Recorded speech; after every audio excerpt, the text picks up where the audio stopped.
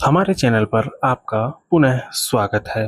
तो आज होगा हमारा एनसीईआरटी का दूसरा वीडियो। ये हमारा सेकेंड वीडियो है जो है क्लास 7 का अध्याय 2 यानी ज्योग्राफी का अध्याय 2। तो आज का जो हमारा अध्याय 2 है उसका नाम है हमारी पृथ्वी के अंदर।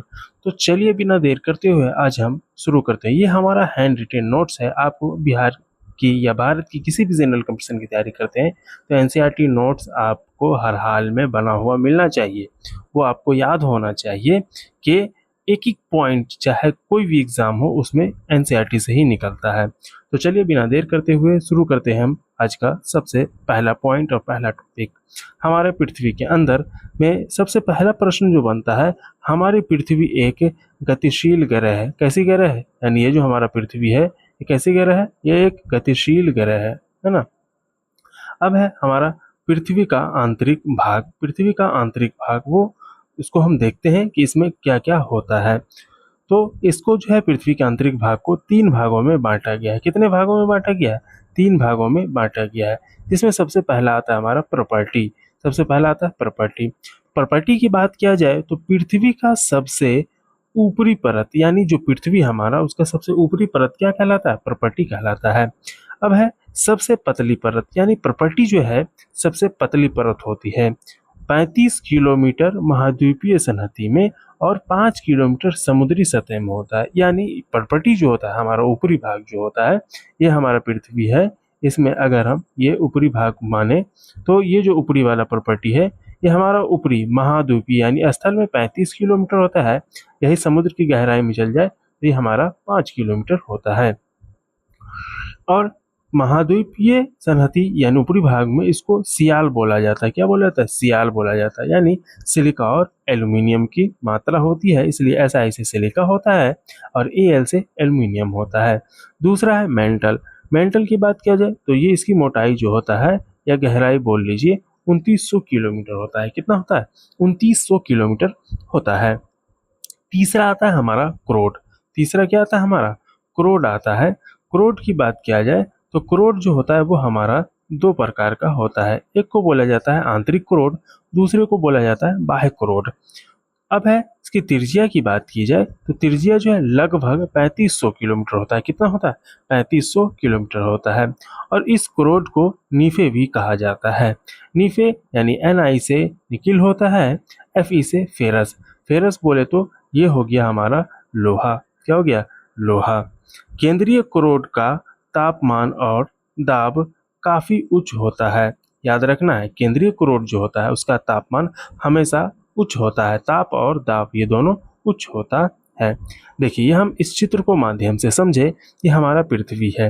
ये हमारा पृथ्वी है तो इसको हम सबसे पहले 3 कलर भरते हैं। ये सबसे ऊपरी भाग हमारा ग्रीन है तो इसको हम ग्रीन कर देते हैं, ये हमारा प्रॉपर्टी हो गया।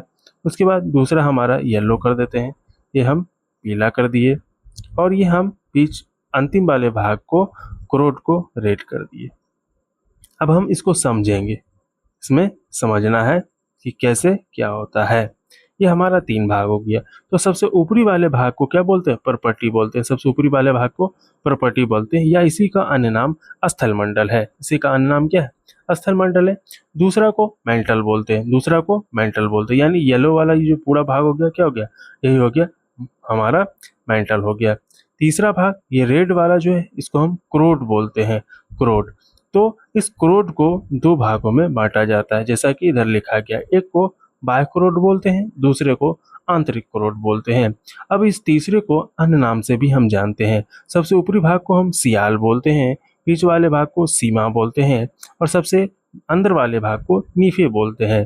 तो सियाल से तो क्लियर हो गया, ऐसा ऐसे सिलिका और एल्यूमिनियम होता है, ऐसा ऐसे सिलिका Mn से मैग्नीशियम होता है, Ni से निकल और Fe से लोहा होता है। इसीलिए इसका नाम सियाल सीमा नीफे है। चलिए अब आगे बढ़ते हैं। नोट, इसमें दिया हुआ एक नोट दिया हुआ है हमारा। नोट ये है कि पृथ्वी के आयतन का केवल 1% ही प्रॉपर्टी है। केवल 1% ही प्रॉपर्टी है यानी ये हमारा जो पृथ्वी है और ये ऊपरी वाला भाग जो है ऊपरी भाग ये केवल 1% है। और 84% जो है हमारा मेंटल है। क्या है? 84% मेंटल है और 15% क्रोड है। 15% क्या है? करोड़ है, 15% करोड़ यानी आंतरिक भाग वाला। पृथ्वी की त्रिज्या की बात की जाए तो पृथ्वी की त्रिज्या जो है लगभग 6371 किलोमीटर होता है। लगभग कितना होता है? 6371 किलोमीटर होता है। अब है हमारा शैल एवं खनिज। क्या है? शैल एवं खनिज। इस शैल एवं खनिज को हम समझेंगे कि इसमें क्या क्या दिया गया है। तो सबसे पहले इसमें शैल की अगर बात की जाए, शैल की बात की जाए तो शैल पृथ्वी की प्रॉपर्टी बनाने वाले खनिज पदार्थ के किसी भी प्राकृतिक पिंड को शैल कहते हैं। ये इसका परिभाषा क्या हो गया कि पृथ्वी की प्रॉपर्टी बनाने वाले खनिज पदार्थ के किसी भी प्राकृतिक पिंड को शैल कहते हैं। पृथ्वी की प्रॉपर्टी अनेक शैलों से बनी हुई है। ये हमेशा याद रखना है कि पृथ्वी की प्रॉपर्टी जो है अनेक शैलों से बनी हुई है। अब हम देखते हैं शैल के प्रकार। तो शैल के प्रकार की बात करें तो शैल जो है हमारा 3 प्रकार का होता है। कितने प्रकार का होता है? 3 प्रकार का होता है। सबसे पहला हमारा आता है आग्नेय शैल। सबसे पहले क्या आता है? आग्नेय शैल। इसको हम बोलते हैं इग्नियस बोलते हैं। क्या बोलते हैं? इग्नियस बोलते हैं। दूसरा होता है हमारा अवसादी शैल। दूसरा होता है अवसादी शैल। इसको हम बोलते हैं सेंट्रीमेट्री, ठीक है, सेडिमेंट्री। तीसरा होता है हमारा कायांतरित, या इसी को हम बोलते हैं मेटामॉर्फिक रॉक। क्या बोलते हैं? मेटामॉर्फिक बोलते हैं। तो आइए सबसे पहले हम इग्नियस के बारे में जानते हैं। तो इग्नियस एक लैटिन शब्द है, यानी आग्नेय जो है एक लैटिन शब्द है इग्नियस, जिसका अर्थ होता है अग्नि। जिसका अर्थ क्या होता है? अग्नि होता है। अब सादी शैल की बात करें तो लैटिन शब्द सेडिमेंटम, सेडिमेंटम जिसका अर्थ होता है स्थिर। जिसका अर्थ क्या होता है? स्थिर, इससे बना है। अब आता है हमारा कायांतरित। ये ग्रीक शब्द मेटामॉर्फोस, मेटामॉर्फोस जिसका अर्थ होता है परिवर्तन। ये तीनों हमारा शैल का प्रकार है। तो सबसे पहले अब हम आग्नेय शैल के बारे में पढ़ेंगे कि आग्नेय शैल क्या है। ये हमारा सबसे पहला है आग्नेय शैल। तो आग्नेय शैल की बात की जाए तो ये होता है द्रवित मैग्मा ठंडा होकर के आग्नेय शैल का निर्माण करता है। ये जो है क्या हो गया हमारा, जो द्रवित होता है, द्रवित मैग्मा वो ठंडा होकर के आग्नेय शैल का निर्माण करता है। और इसको हम प्राथमिक शैल भी कहते हैं। इसको क्या कहते हैं? प्राथमिक शैल भी कहते हैं। ये हमारा 2 प्रकार का होता है। कितने प्रकार का होता है? 2 प्रकार का होता है। सबसे पहला होता है अंतर्भेदी शैल, दूसरा होता है बहिर्भेदी शैल। अब इसका उदाहरण देखिए हम आग्नेय शैल का उदाहरण, तो उदाहरण हो जाएगा ग्रेनाइट, बेसाल्ट, है ना, डोलोराइट इत्यादि। अब ग्रेनाइट को देखा जाए तो ये अंतर्भेदी है। क्या है? अंतर्भेदी है, यानी ये हम आगे समझेंगे कि अंतर्भेदी और बहिर्भेदी किसको कहते हैं। अब है बेसाल्ट, ये है हमारा बहिर्भेदी है। अब आइए आगे चलते हैं। अवसादी शैल, अवसादी शैल। अवसादी शैल की बात की जाए तो शैल के टूटने फूटने से बनता है। अवसादी शैल जो क्या है? शैल के टूटने फूटने से बनता है। पेड़ पौधे जीव जंतु के अवशेष जीवाश्म मिलते हैं किसमें? अवसादी शैल में। अब इसका उदाहरण देखा जाए तो बलुआ पत्थर किसके उदाहरण है? अवसादी शैल के उदाहरण है।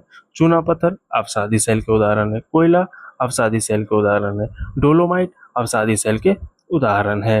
ये उदाहरण हमेशा याद रखना है। ये उदाहरण जो है इम्पोर्टेंट है। आप किसी भी एग्जाम की तैयारी कर रहे हो उसमें डायरेक्ट जो है आपको पूछ देगा कि कोयला किस प्रकार के शैल का उदाहरण है, डोलोमाइट किसका उदाहरण है, बलुआ पत्थर किसका उदाहरण है, चूना पत्थर किसका उदाहरण। तो एक बार में जवाब आना चाहिए कि अवसादी शैल का उदाहरण है। अब आता है हमारा कायांतरित शैल, कायांतरित शैल। तो कायांतरित शैल की बात करें तो कायांतरित शैल जो है आग्नेय प्लस अवसादी शैल उच्च ताप एवं दाब के कारण कायांतरित शैल बनते हैं। यानी क्या? आग्नेय शैल जो है हमारा वो और अवसादी शैल जो है हमारा वो, ये दोनों जो है उच्च ताप यानी हाईली टेम्परेचर पर जो है टेम्परेचर और प्रेशर पे जो है ये बनता है।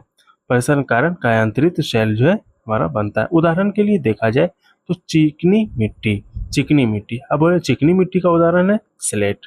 चूना पत्थर, इसका उदाहरण है संगमरमर। यानी आपको डायरेक्ट यहाँ से अगर पूछ दे कि स्लेट जो है किस प्रकार के शैल का उदाहरण है, तो एक बार में जवाब आना चाहिए कायांतरित शैल का उदाहरण है। संगमरमर की बात की जाए तो संगमरमर जो है ये भी कायांतरित शैल का उदाहरण है। अब आइए हम देखते हैं शैल चक्र को। ये शैल चक्र क्या है हमारा। तो शैल चक्र की बात करें तो एक सेल से दूसरे सेल में परिवर्तन को हम क्या कहते हैं, सेल चक्र कहते हैं। आइए ये हमारा सेल चक्र है, इसको देखते हैं और समझते हैं। देखिए इसमें जो है हमारा सबसे पहले ऊपर में मैग्मा दिया हुआ है, उसके बाद आग्नेय दिया हुआ है, अपसादी तलहट दिया हुआ है, फिर अपसादी है, उसके बाद कायांतरित है। अब इसमें तीर के निशान से हम समझेंगे। देखिए अपसादी जो है, अपसादी तलछट, ये अपसादी तलछट से परिवर्तन होता है अपसादी में, और अपसादी से परिवर्तन होता है कायांतरित में, कायांतरित से परिवर्तन होता है मैग्मा में। ठीक है। अब यहाँ से आग्नेय से होता है हमारा मैग्मा, या फिर मैग्मा से होता है आग्नेय।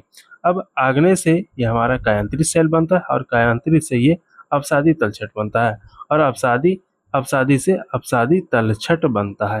तो ये हमारा शैल चक्र है जो हमेशा चलता रहता है।